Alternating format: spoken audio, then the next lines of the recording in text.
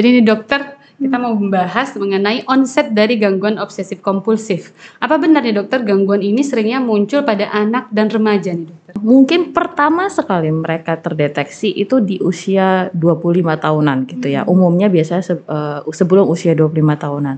Nah, jadi ya pasti lebih cenderung pasti mungkin ketangkepnya nanti mulai menunjukkan gejala atau menunjukkan tanda-tanda mengarah ke OCD itu ya di awalnya ya usia anak dan remaja tadi. Ada nggak dokter early sign atau tanda dan gejala awal yang bisa kita lihat dokter? Oke, jadi kita mungkin sebagai orang tua atau mungkin sebagai pengasuhnya lah ya, pasti kita kalau tidak bisa bercerita kita pasti mengamati tindakan atau perbuatan yang dilakukan sama mereka yang kita duga ada mengarah ke OCD. Nah, mereka yang OCD pasti ada obsesi dan kompulsinya. Jadi terbuka nih pikirannya, jangan menganggap gangguan mental itu nggak ada atau mengesampingkan gangguan mental ini dokter. Padahal semua penyakit mental sama ya, sama seperti penyakit lain mungkin. Penyakit fisik lainnya dokter. Iya betul. Ya. Jadi mungkin karena tidak terlihat, tersembunyi dia di dalam, kita mungkin di luaran beraktivitas tidak terlihat, jadi orang tidak terlalu concern dengan kondisi ini ya dokter Sela. Assalamualaikum warahmatullahi wabarakatuh. Salam sejahtera, salam sehat jiwa.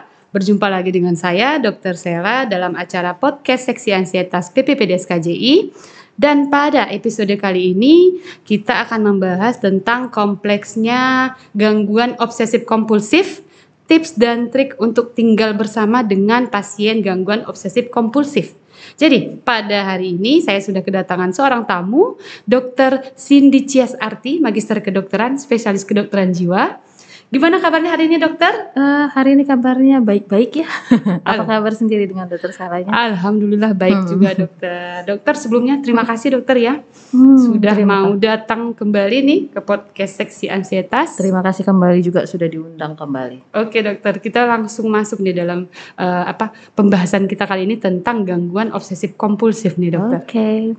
Jadi nih dokter, kita mau membahas mengenai onset dari gangguan obsesif kompulsif. Apa benar nih dokter, gangguan ini seringnya muncul pada anak dan remaja nih dokter? Oke.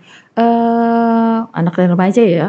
Jadi kalau misalnya dibilang sih mungkin pertama sekali mereka terdeteksi itu di usia 25 tahunan gitu ya. Umumnya biasanya sebelum usia 25 tahunan.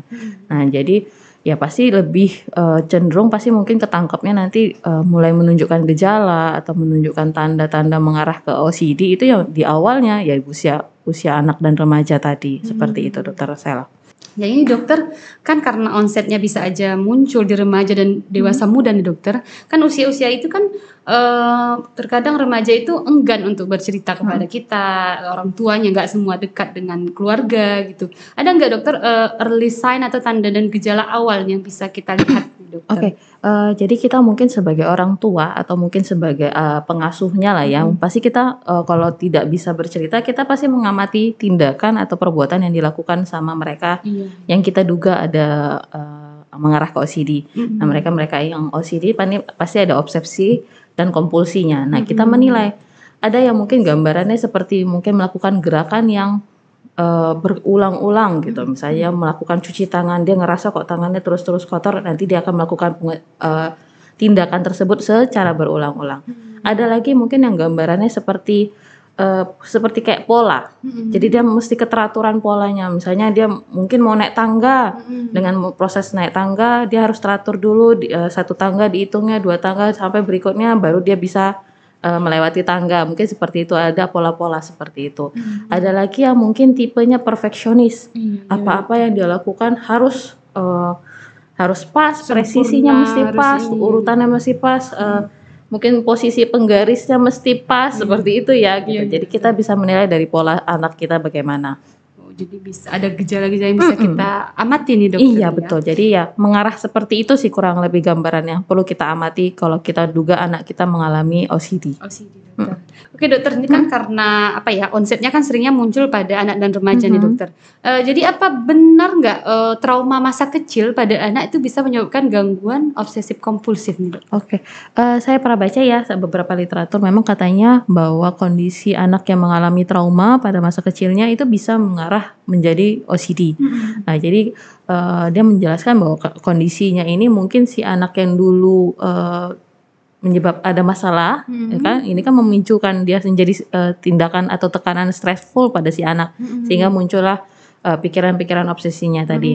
Nah, dan karena untuk tindakan kompulsifnya, dia berkeinginan supaya sesuatu hal yang tadi traumatik ini tidak terjadi pengulangan sama dia melakukan pencegahan dengan cara mungkin tindakan-tindakan kompulsi tadi supaya jadi kayak apa ya, pencegahan supaya tidak terjadi lagi deh yang dulu traumatik sama dia, makanya dia melakukan seperti itu, Dokter Sela. Bisa aja berarti. Bisa, Dokter Sela. Jadi nih dokter, kalau ada anggota keluarga kita atau orang yang kita kenal itu sudah didiagnosa nih mengalami gangguan obsesif kompulsif, kita sebagai support system nih dokter ya, apa yang bisa kita lakukan untuk membantu pasien-pasien dengan gangguan obsesif kompulsif? Yang pasti kita memberi dukungan. Jangan nanti kita udah tahu ini orang ada masalah, misalnya masalah kesehatan mental apapun ya, bukan cuma OCD. Terus kita cuek, langsung nggak peduli sama dia, itu pasti akan memperburuk kondisi si pasiennya. Yang pasti kita memberi dukungan, apakah bagaimana kita merespon dia. Nah, kalau kita menilai si pasien ini ternyata sudah sangat-sangat berat kondisinya, mungkin kita bisa mengajak dia atau mendampingi dia untuk mencari pertolongan profesional gitu ya. Jadi jangan ya udah deh, cuman dia udah pasti sakit, gak mungkin kita tolong gitu ya, gak mungkin kita berpikiran cuek seperti itu. Kita bawa, kita dampingi sampai mereka selesai, dan selama proses pengobatan itu pun tetap harus kita dampingi. Jangan kita karena udah diobati sama dokter, kita sebagai anggota keluarga gak usah lagi lah, kan udah ada dokternya gitu ya. Jangan seperti itu juga gitu, Dokter Sela. Jadi juga jangan sepele ya dokter, udah deh, udah ada kok, udah jumpa. Jadi jangan berpikir kalau udah sama dokter aja pengobatan, sama kita yang keluarganya atau orang tuanya gak usah lagi gitu ya, jangan juga. Padahal memang karena waktunya memang banyaknya dengan kita ya dokter. Iya betul, karena kan dokter itu kan mungkin hanya beberapa menit saja kan pendampingannya. Nah, kita sebagai orang tua yang satu rumah atau keluarga yang satu rumah pasti akan lebih sering berinteraksi dan melihat apa yang perkembangan si pasien tadi. Iya, malah mungkin pengobatannya lebih ke keluarga nih dokter ya. Ya benar, jadi memang keluarganya membantu proses pengobatan. Betul, Dokter Sela. Jadi dokter ini kan saya juga pernah membaca katanya makan teratur, kemudian tidur cukup dan teratur terus membantu pasien dengan gangguan obsesif kompulsif. Iya dokter. Iya, jadi gini, mereka-mereka yang OCD ini kan bisa dibilang mungkin ada kecemasan yang berlebihan ya. Nah, jadi mungkin dari faktor tidur. Bisa saja mereka yang OCD ini tingkat insomnianya lebih tinggi. Kenapa? Yang dia mau tidur aja dia kepikiran hal-hal yang OCD-nya tadi gitu kan. Jadi mempengaruhi jam tidur dia, sudah pasti terganggu. Nah, kita mungkin bisa menganjurkan dia mungkin untuk sleep hygiene yang lebih bersih ya.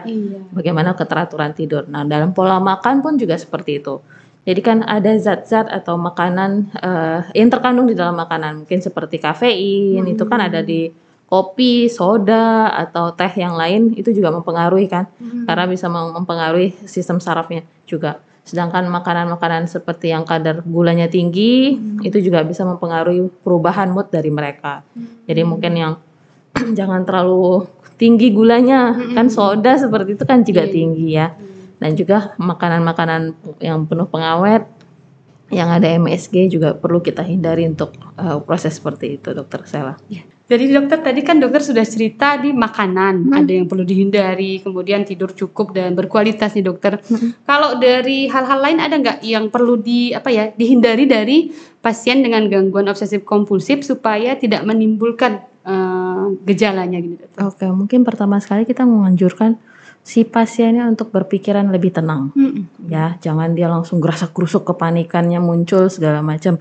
Dia harus berpikir tenang, berpikiran positif. Hal-hal yang dia rasa mungkin ragu tadi, keraguan gitu, ya kita tenangkan bahwa ya udah itu sudah terlaksana seperti itu. Jadi jangan dia berpikir, mungkin contohnya kunci pintu ya, kunci pintu dia ngeragu kalau kunci pintunya belum dikunci. Ya kalau dia berdatang lagi pikiran udah pergi dia ke sana terus kayaknya tadi belum dikunci, ya kita meyakinkan diri sama mencoba meyakinkan bahwa enggak kok, tadi pintunya sudah ketutup rapat, sudah terkunci. Ya udah kita lanjutkan aktivitas berikutnya gitu. Jadi jangan kembali lagi bolak-balik seperti itu. Mungkin dari pola pikirnya sih Dokter Sela, supaya dia lebih tenang menghadapi apabila muncul serangan. Kecemasannya tadi ya dokter. Ya dokter, jadi ada nggak saran kegiatan atau apa ya? Kegiatan lah nih dokter, kegiatan yang perlu dilakukan oleh orang-orang gangguan obsesif kompulsif untuk mengurangi gejalanya nih dokter. Mungkin kalau untuk kegiatan kita bisa nganjurin seperti olahraga ya. Mm-mm. Mungkin seperti aktivitas yang menenangkan, seperti olahraga yang yoga Yoga, gitu iya, kan. betul-betul. Jadi dia yang tadinya orang-orang OCD ini kan mungkin event yang stressful tadi memicu jadinya Iya, gitu kan. Ya, jadi kita harapkan mungkin aktivitas olahraga seperti yoga atau meditasi bisa membantu dia menenangkan pikirannya tadi, Dokter Desela. jadi mengurangi kecemasan. Iya, membantu mengurangi mudah-mudahan seperti itu, Dokter Sel. Baik dokter, terima kasih banyak nih dokter. Banyak sekali nih padahal waktunya singkat tapi banyak sekali yang bisa dokter bagi nih lumayan, untuk yang alhamdulillah menonton kalau hari begitu. ini. Nah, semoga bisa membantu ya apabila ada mungkin yang nonton ini ngerasa ini gue banget nih gitu ya. Iya, atau ini anak saya begini gitu ya. betul. Jadi terbuka nih pikirannya, jangan menganggap gangguan mental itu nggak ada atau apa ya, mengesampingkan Iya, gangguan betul. mental ini dokter. Padahal semua penyakit mental sama ya, sama Iya. seperti penyakit lain mungkin. Penyakit fisik lainnya Iya dokter betul. ya. Jadi mungkin karena tidak terlihat, tersembunyi dia di dalam, kita mungkin di luaran beraktivitas tidak terlihat, jadi orang tidak terlalu concern dengan kondisi ini ya dokter Sela. Jadi itu yang kita harapkan dengan adanya podcast ini, kita membantu apa ya, membuka mata orang banyak bahwa kesehatan mental itu ada dan orang bisa sakit gitu dokter ya. Iya betul dokter Sela. Nah, jadi nih dokter, jika saya nih atau ada apa ya, kenalan atau yang menonton nih pingin konsultasi lebih lanjut dengan dokter, di mana nih dokter bisa menjumpai dokter? Boleh, saya ada di Rumah Sakit Umum Metode Susana Wesley di Jalan Harmonika Baru, Pasar 1 Padang Bulan. Oke dokter, terima kasih nih dokter sudah berbagi informasi, juga udah berbagi nih kemana kalau saya mau menjumpai nih bisa. Nah, kalau dokter Sela jangan deh. Jangan dokter, kita jumpanya untuk bahas yang lain ya dokter untuk ya. bahas yang lain saja ya. Baik dokter. Baik dokter, terima kasih dokter sekali lagi. Mungkin itu saja yang bisa kita bagi pada hari ini. Mudah-mudahan bermanfaat bagi yang mendengarkan. Saya tutup dengan tiada kesehatan tanpa kesehatan mental. Salam sehat jiwa. Wabillahi taufiq wal hidayah. Assalamualaikum warahmatullahi wabarakatuh. Waalaikumsalam.